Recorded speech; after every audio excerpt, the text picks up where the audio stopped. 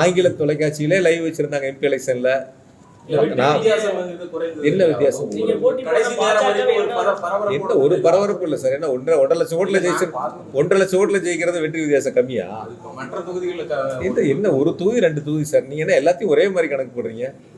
ஒரு தொகுதி 2 தொகுதியில் இருக்கக்கூடிய வித்தியாசங்களை வந்து நாடு முழுக்க கணக்கு போடுறீங்க. எங்களுடைய தலைவருடைய இலக்கு, அவர் எடுத்திருக்கக்கூடிய முன்னெடுப்பு நிச்சயமாக வீடு வாரியா கொண்டு சென்று இந்த பணிகளை சிறப்பாக செய்யும். தேர்தல் களங்கிறது எங்களுக்கு இன்னும் வந்து இப்ப என்ன ஜூன் மாசம் தானே முடிஞ்சு, இப்போ ஜூலை தானே தொடங்கி இருக்கு. அடுத்த ஏப்ரல் மேல தானே சார் தேர்தல். எங்க தலைவர் ஏற்கனவே அறிவிச்சுட்டாங்க சார். நாங்க தேர்தல் காலத்தை எப்பயே தொடங்கிட்டோம். ஒவ்வொரு நாளும் மக்களை சந்திக்கிறோம், ஒவ்வொரு நாளும் மக்களுக்கான தேவைகளை நிறைவேற்றி கொடுக்குறோம், அரசனுடைய திட்டங்களை கொண்டு சேர்க்கிறோம்.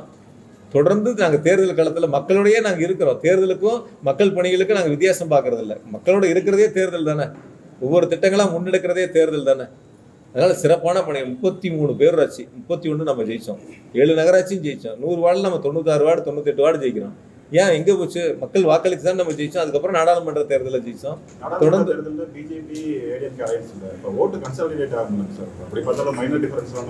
எப்படி சேர்ந்தாலும் யாரோடு சேர்ந்தாலும் கோவையில் வெல்ல போகுது திராவிட முன்னேற்ற கழகம். எங்களுடைய முதலமைச்சர் மாண்பு தளபதிகள் அறிவிக்கிற வேட்பாளர் தான் கோவையில் ஜெயிப்பாங்க. பொறுத்திருந்து பாருங்க.